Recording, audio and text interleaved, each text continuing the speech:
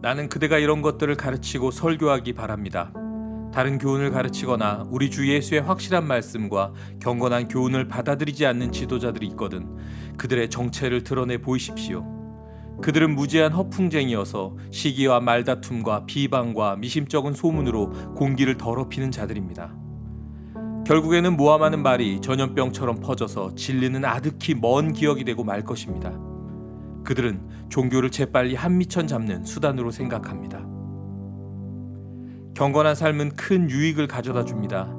그것은 하나님 앞에서 그대 자신이 됨으로써 단순한 삶 가운데 누리는 넉넉함입니다. 우리는 이 세상에 빈손으로 왔으니 빈손으로 떠날 것입니다. 그러니 식탁에 음식이 있고 발에 신을 신발이 있으면 그것으로 족합니다. 그러나 지도자들이 사랑하는 것이 돈뿐이라면 그들은 얼마 못 가서 자멸하고 말 것입니다. 돈에 대한 욕심은 괴로움만 안겨줄 뿐입니다. 그 길로 내려가다가 믿음에서 완전히 벗어나서 몹시 후회하며 사는 사람들이 더러 있습니다. 네, 여러분, 카페인 우울증이라고 들어보셨습니까? 네, 지지난주인가 언제도 한번 얘기한 적이 있는데요. 네, 이게 무슨 얘기일까요? 저 커피 되게 좋아하는데요. 커피를 많이 마시면 우울증을 가져온다는 그런 얘기일까요? 네, 다행히도 카페인은 커피 카페인이 아니고요. 한국에서 이용률이 높은 SNS인 카카오 스토리, 페이스북, 그리고 인스타그램의 첫 글자를 따서 만든 신조어라고 합니다. 네, 이들의 SNS는 클릭 한 번으로 시공간의 한계를 뛰어넘어서 우리에게 쌍방향 소통을 가능케 해주는 큰 장점이 있습니다. 네, 하지만 SNS상에 타인의 행복한 일상을 지켜보면서 자신의 처지를 비교하게 되고 그리고 더 나아가 비관하고 상대적 박탈감을 느끼게도 만듭니다. 네, 바로 이 같은 증상을 카페인 우울증이라고 한다고 하네요. 네, 사람은 각자가 가진 재능과 그리고 삶의 방식도 모두 다르죠. 내가 가지고 있지 않은 것을 가진 사람을 보면 우리는 부럽거나 그리고 질투가 나는 것도 당연한 감정입니다. 그러나 이 감정이 과해지면 우리는 불행하다고 느끼게 되고 그리고 삶과 목표에 대한 의욕이 저하되고 우울해집니다. 네, 이 증상은 특히 SNS에 민감한 10대, 20대에게 심각한 문제로 나타나고 있다고 합니다. 네, 그런데 과연 우리는 그 SNS상의 화려한 삶을 사는 그 사람들처럼 되면, 그렇게 우리의 삶이 변하면 과연 행복해질까요? 아니, 더 나아가서 우리가 선망하는 그 사람들은 정말로 행복할까요? 네, 혹시 우리의 아이들이 그리고 우리 주변의 지체들이 남들과 자신의 삶을 비교하고 그리고 불행해한다면 이럴 때 우리 그리스도인들은 어떤 얘기를 해줘야 할까요? 네, 오늘 말씀을 통해서 한번 함께 알아보도록 하겠습니다. 네, 오늘 말씀인 디모데전서는 사도 바울이 에베소 교회의 목회를 맡겼던 자신의 영적 아들인 디모데에게 보낸 편지입니다. 네, 당시 에베소 교회는 거짓 교사들이 침투해서 교회를 대단하게 혼란스럽게 만들고 있었습니다. 네, 이에 바울은 이 편지를 통해서 디모데에게 목회적이고 교리적이고 윤리적인 그런 조언을 주었습니다. 특별히 오늘 나눈 6장 말씀은요, 편지를 마무리하는 권면의 장인데요. 오늘 본문이 3절에서 10절은 거짓 교사와 자족하는 삶에 대해서 구체적으로 사도 바울이 일러주고 있습니다. 네, 그런데 왜 바울은 거짓 교사와 그리고 자족하는 삶을 세트로 묶어서 디모데에게 얘기했을까요? 네, 당시 교회에 침투한 거짓 교사들은 고정된 페이를 받는 것이 아니라 회중을 모으는 대로 돈을 벌었다고 합니다. 네, 때문에 그들에게 회중의 관심을 끄는 것은 무척 중요한 일이었습니다. 그래서 그들은 새로운 지식과 그리고 철학, 헬레니즘적인 지식을 복음에 섞어서 마치 새로운 것처럼 주장을 했습니다. 그리고 당연한 얘기지만 회중의 인기를 위해서 유려한 수사학으로 무장을 하고 그리고 아주 화려한 언변을 갖추고 있었죠. 네, 그렇기 때문에 어찌 보면 이제 새내기 목회자인 디모데에게는 이들과 많은 비교가 되었을 것 같습니다. 그리고 디모데는 이들을 참 감당하기 어려웠을 겁니다.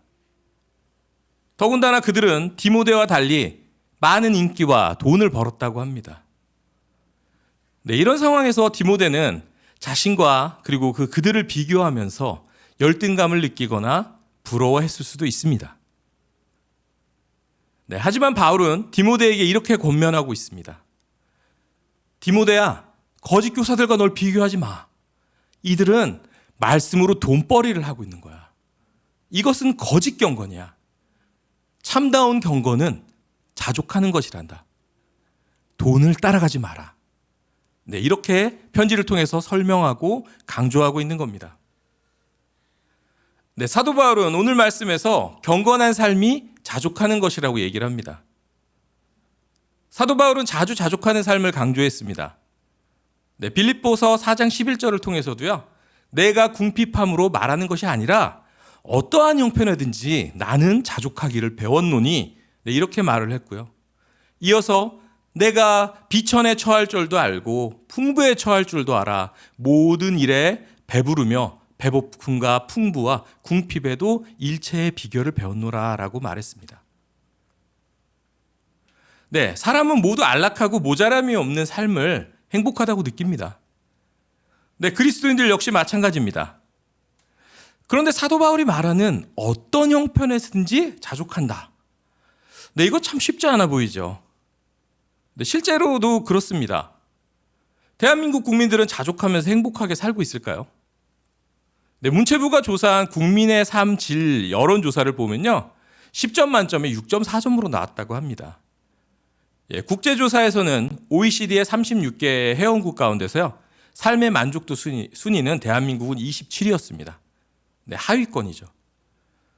지난주에도 얘기했지만 심지어 직업 만족도는요. OECD 국가 중에 가장 최하위입니다. 그리고 2018년 세계 행복지수에서는 10점 만점에 5.8점이 나왔다고 합니다. 네, 보면 삶의 만족도가 그렇게 높지 않은 것 같습니다. 네, 그렇다면 사도 바울이 말하는 자족하는 삶은 어떤 삶일까요? 나는 자연인이다에 나오는 분들처럼 산속에 있어서 셀프로 모든 것을 해결하면서 살아가는 그런 분들의 삶을 얘기하는 걸까요? 아니면 저기 프랑스나 미국에 있는 공동체를 이루고 세상과 담을 쌓고 살아가는 그런 폐쇄적인 기독교인들의 공동체 삶을 얘기하는 걸까요? 아니면 요즘 유행하는 순간순간 인생을 즐기면서 사는 욜로족의 삶, 그것이 자족하는 삶일까요? 아니면 역시 또 인터넷에 유행하는 것이지만 소유를 최대한 줄이는 미니멀리스트의 삶이 자족하는 삶일까요? 아니면 여행을 다니면서 방랑을 하면서 자유롭게 사는 그런 노마드의 삶이 자족하는 삶일까요? 아니면 불교수도승처럼 무소유를 꿈꾸면서 바라는 게 전혀 없는 삶일까요? 아니면 그냥 현실에 안주하면서 그냥 체념하고 살아가는 그런 삶이 자족하는 삶일까요? 자족이라는 건요, 더 잘하려고 하는 마음, 더 나은 것을 원하는 마음이 없는 상태를 의미하는 것이 아닙니다. 네, 신약성경의 자족은요, 그리스어로 아우타르케스라고 합니다. 예, 자신, 같은 뜻을 의미하는 아우토스와 그리고 충분하다라는 뜻을 아르케오가 합쳐진 말입니다.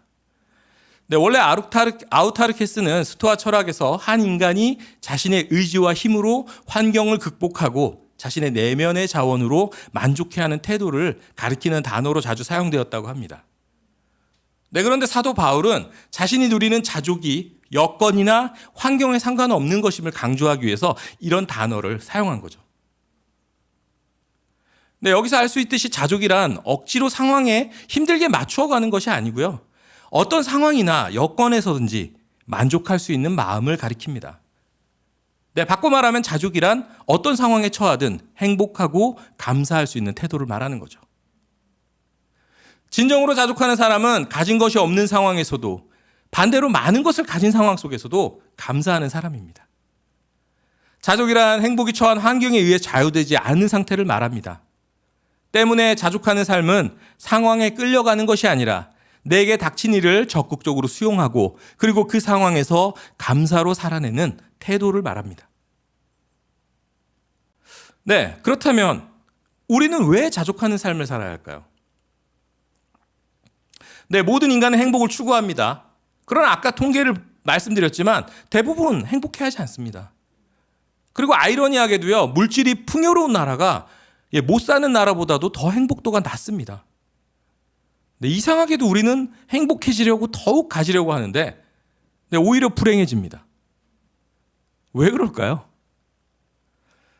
네, 그것은 우리가 자족이 아닌 만족을 추구하기 때문입니다.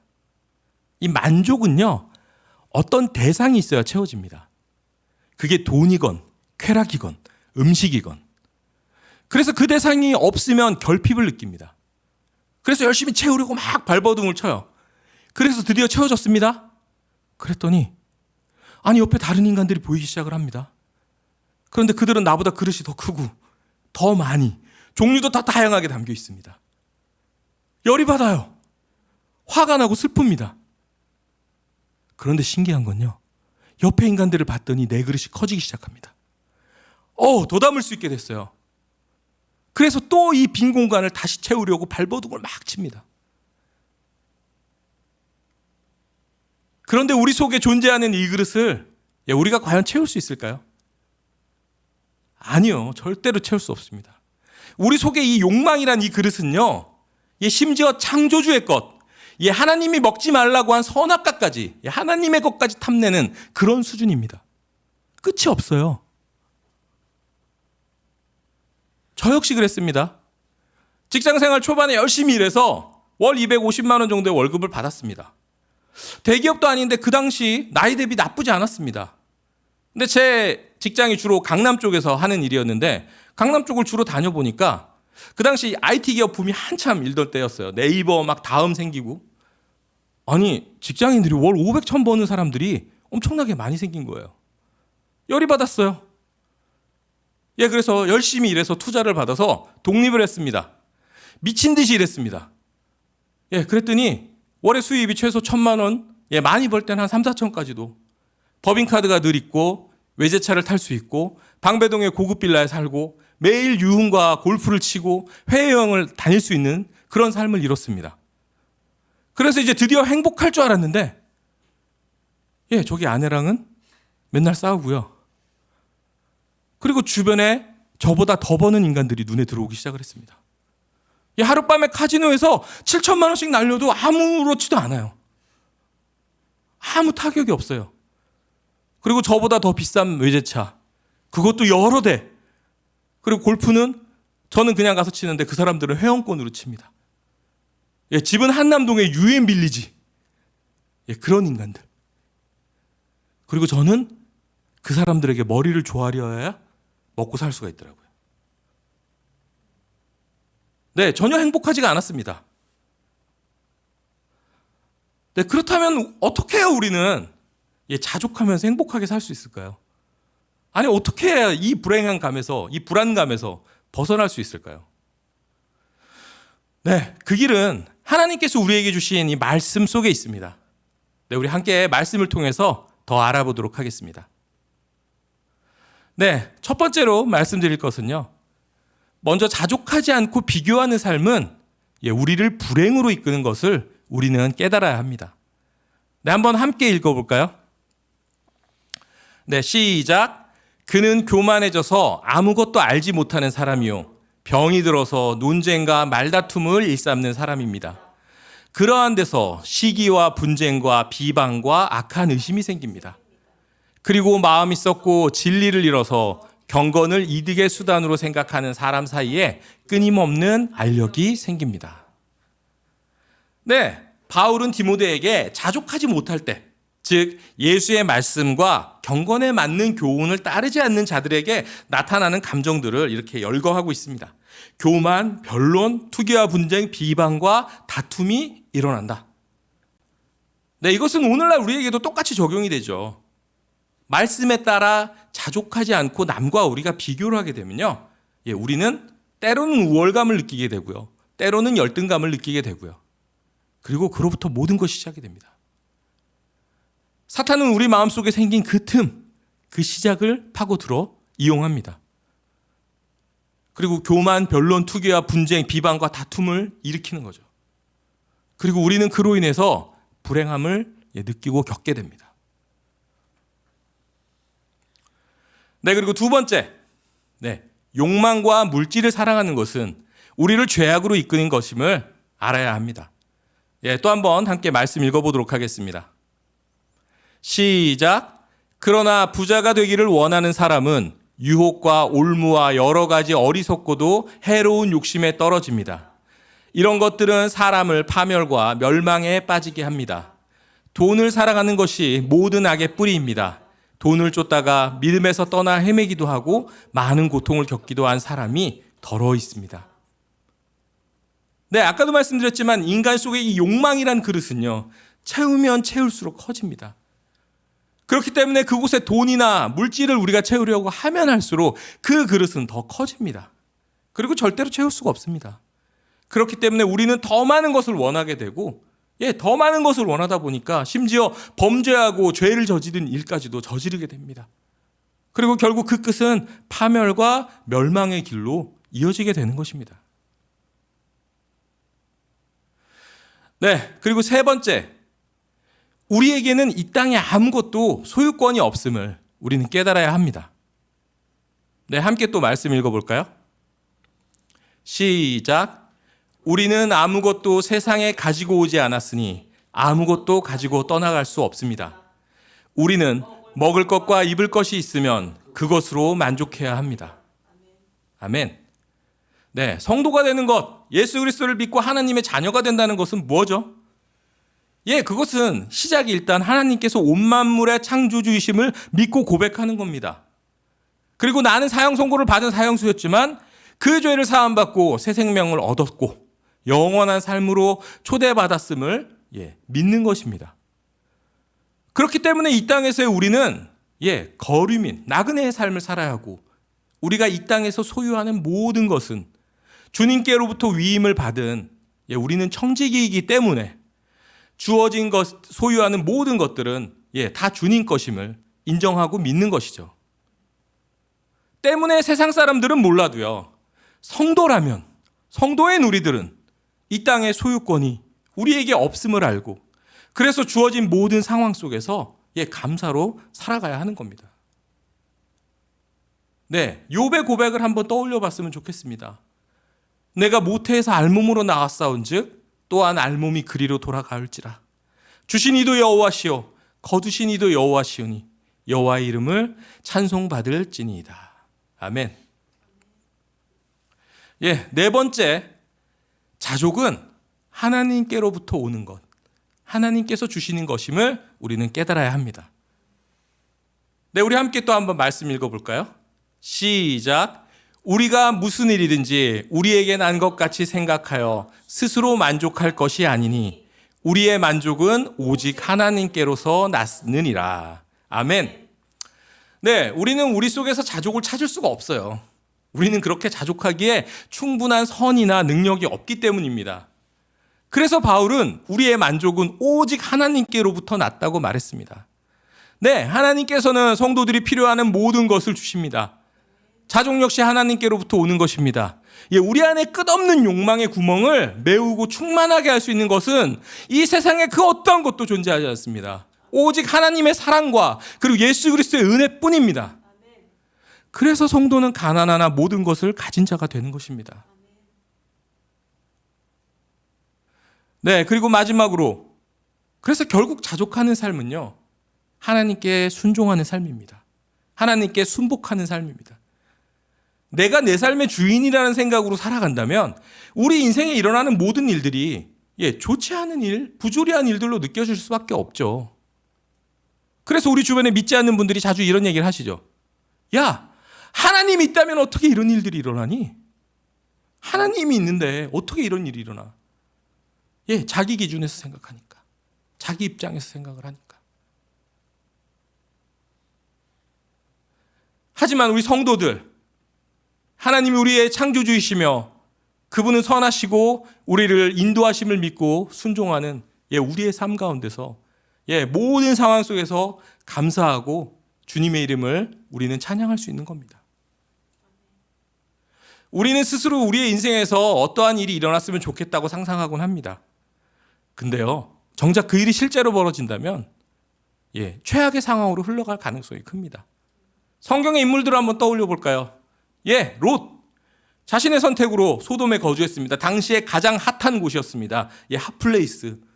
거대한 도시. 문화가 있는 곳. 그러나 그곳은 얼마 지나지 않아서 멸망하고 말았습니다.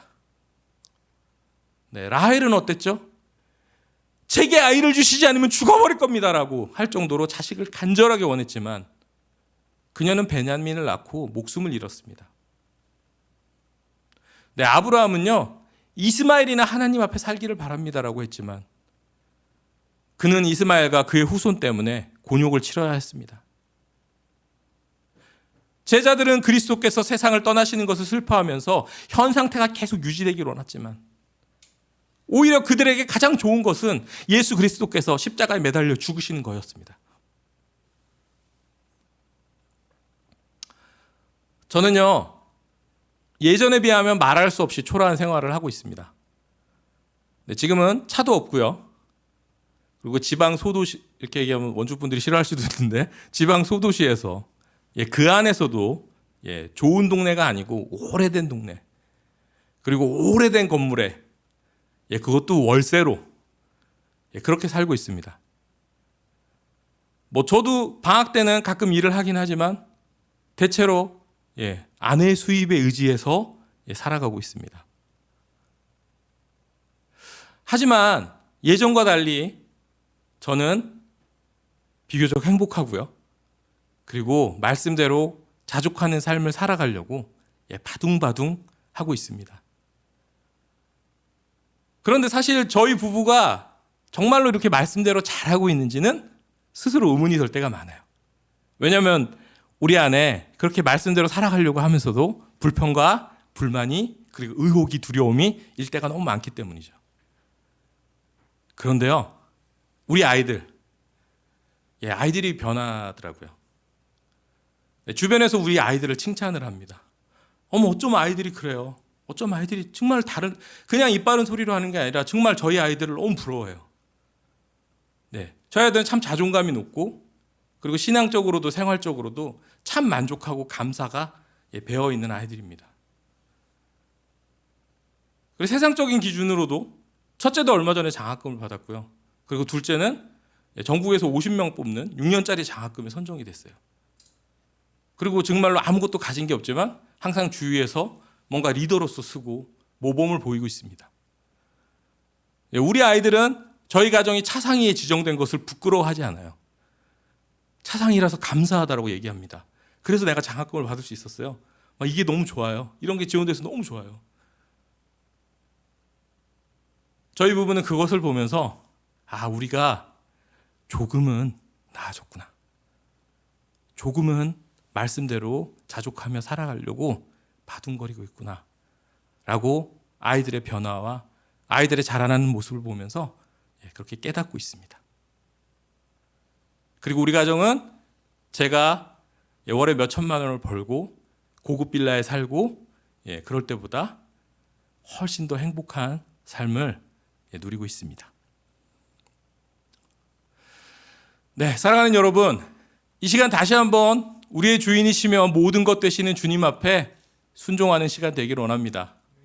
우리의 주권을 내려놓고 우리의 모든 것이 주님으로부터 왔음을, 그리고 우리를 채울 수 있는 유일한 것은 오직 주님뿐임을 고백할 때 우리는 자족할 수 있는 능력을 얻게 될 것입니다. 그리고 어떠한 환경 속에서도 우리가 흔들리지 않고 행복하고 기쁨과 감사의 노래를 할 수 있을 것입니다. 그리고 그런 우리를 보면서요, 사람들은 우리를 부러워하게 될 거예요. 우리가 SNS를 통해서, 성도가 SNS를 통해서 멸망과 파멸의 길로 가는 그들을 보면서 비교하고 우울해하고 낙심하는 것이 아니라, 근심하나 기뻐하며 가난하나 다른 일을 부욕해 하는 모든 것을 다 가진 여유가 보이는 사람, 어떠한 상황 속에서도 찬양에 떠나지 않는 우리를 보면서 세상 사람들이 부러워하고 그 비결이 무엇인지 궁금해하게 만드는 그런 저와 여러분이 되기를 우리 예수님의 이름으로 축복합니다. 우리 함께 찬양하도록 하겠습니다.